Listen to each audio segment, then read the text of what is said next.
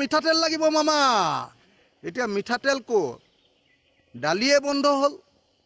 মিঠাতেল ক'ত নিমখে বন্ধ হ'ল মিঠাতেল ক'ত চেনিয়ে বন্ধ হ'ল যেনে তেনে ক'লেও মহিলাসকলক দিয়া প্ৰতিশ্ৰুতি পালন কৰক আৰু যদি পালন নকৰে অচিৰে অহা জুলাই মাহত যি বিধানসভাৰ অধিৱেশন আছে তাক আপোনাক তেতিয়া আপোনাক নেফানেফ কৰি পেলোৱা হ'ব আপোনাক কান্দিবলৈ বাধ্য কৰোৱা হ'ব আপোনাক মনত পেলাই দিয়া হ'ব আপুনি অসমীয়া মহিলাক আৰু অসমৰ জনতাক কেনেকৈ বিত্ৰেয় কৰিছে বিশ্বাসঘাতকতা কৰিছে প্ৰত্যেকটো কথা মনত পেলাই দিয়া হ'ব নিৰ্বাচনৰ প্ৰতিশ্ৰুতি অকল মানে এনেকুৱাই নাছিলে যে 100 টকাত নিমখ দিম চেনি দিম কি কয় আপোনাৰ তেল দালি দিম লগতে কৈছিলে যে একদম মিঠাতেলো দিম দেই বুলি কৈছিলে মিঠাতেলো দিম দেই বুলি কৈছিলে দাদাই বাৰু এতিয়া মিঠাতেলটো বাদ দিয়ক চেনিকণ নিমখকণ আৰু দালিকণো এতিয়া বন্ধ হৈ গ'ল তাৰমানে সেইকাৰণে বুজি পাব লাগিব ৰাজনীতি কৰা মানুহবিলাকৰ এই 2 নম্বৰী কথাবিলাক পুৰে বুজি পাব লাগিব মানুহে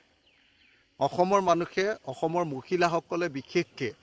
সেই সময়ত অকল মামা মামা মামা মামা চিঞৰি মামাই সোধে আপোনালোকক আৰু কি লাগিব এই মিঠাতেল লাগিব মামা এনেকৈ চিঞৰে নে নাই বিধানসভাত কীটনাশকে ধৰি বিভিন্ন সামগ্ৰী আচলতে এটা কেলেংকাৰী অভিযোগ উত্থাপন হৈছে কি ক'ব মই মানে আগৰ পৰা কৈ আছিলোঁ আপোনালোকে মই দেখিছে যে যেতিয়া বিশ্বজিৎ দৈমাৰী অধ্যক্ষ হৈ আছিলে তেতিয়াৰ পৰা মই স্পষ্ট ৰূপত কৈ আছিলোঁ যে বিশ্বজিৎ দৈমাৰীয়ে যিমান বস্তু কিনিছে সববিলাক কমিশ্যনৰ অংকত তেওঁৰ মন্ত্ৰী হ'বৰ মন আছিলে বিশ্বজিৎ দৈমাৰী মন্ত্ৰী নাপাতি তেওঁক স্পীকাৰ পাতি দিলে তেওঁ অসন্তুষ্ট গতিকে অন্নবৰতে তেওঁ মই স্পীকাৰৰ পৰা ওলাই দিম নামি দিম বুলি কৈ তেওঁ ব্লেকমেইল কৰে আৰু পুৰা বিধানসভাৰ টকাত তেওঁ মানে নিজৰ ঘৰৰ পইচাৰ নিচিনা খৰচ কৰে একদম আপোনালোকে নিশ্চয় দেখিছিলে যে আমাক কিবা লেপটপ দিয়া আমাক কিবা আপোনাৰ কিবা কিবি দিছে নহয় এইবোৰ ৰূপৰ হেৰি খটুৱা কিবা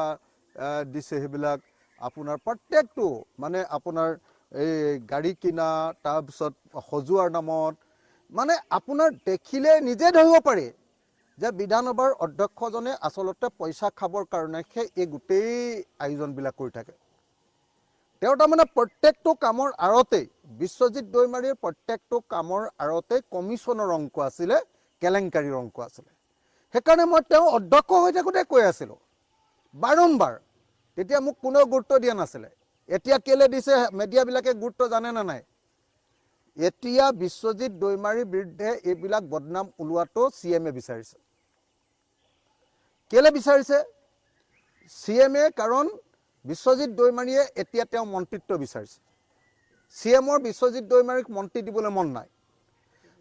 দিবলৈ মন নাই কাৰণে ৰঞ্জিত দাসৰ জৰিয়তে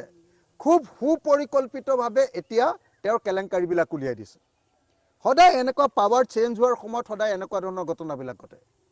কিন্তু যদি বিশ্বজিৎ দৈমাৰীয়ে মনে মনে বহি থাকিলেহেঁতেন মোক একো নালাগে বুলি তেতিয়াহ'লে তেওঁৰ এইবিলাক বদনাম এতিয়াও নোলালেহেঁতেন আপোনালোকৰ মিডিয়াই প্ৰচাৰ নকৰিলেহেঁতেন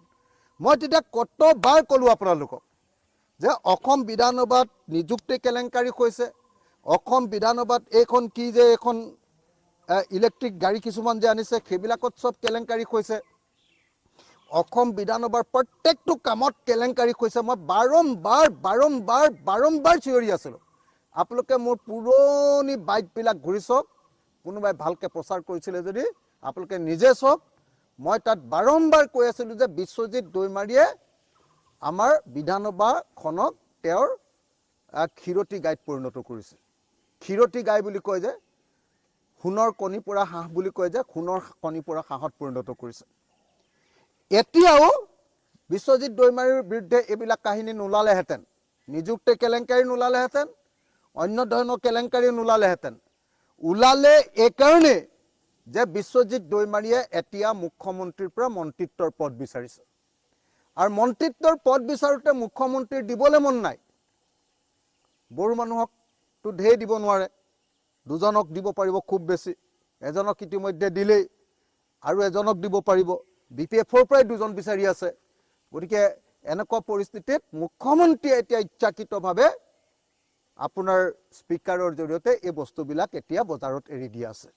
কিন্তু কথাখিনি একদম সত্য, 100% সত্য যে বিশ্বজিৎ দৈমাৰীৰ দিনত আমাৰ বিধানসভাখন তেওঁ নিজৰ সোণৰ কণী পৰা হাঁহত পৰিণত কৰিছিল।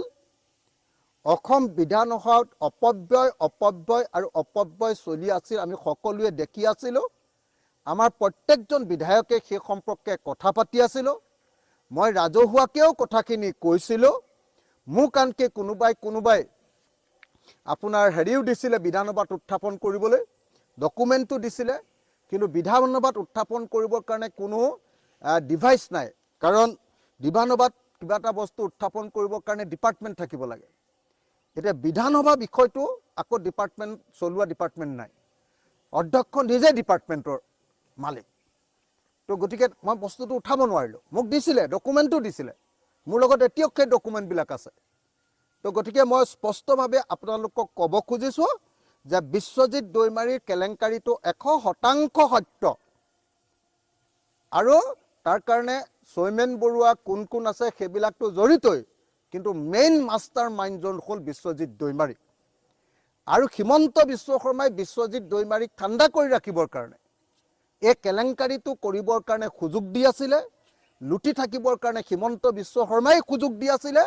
আৰু যেতিয়া সুযোগ পাইছে যে এতিয়া আৰু এক গবা মাৰি ধৰিব লাগে, তেতিয়া হিমন্ত বিশ্ব শৰ্মাই এই কেলেংকাৰীৰ কাহিনীবিলাক এতিয়া আপোনালোকৰ সংবাদ মাধ্যমত কি কয়, আমাৰ বৰ্তমানৰ অধ্যক্ষ কি নাম, ৰঞ্জিত দাসৰ জৰিয়তে আপোনালোকৰ মাজত উলিয়াই আছে।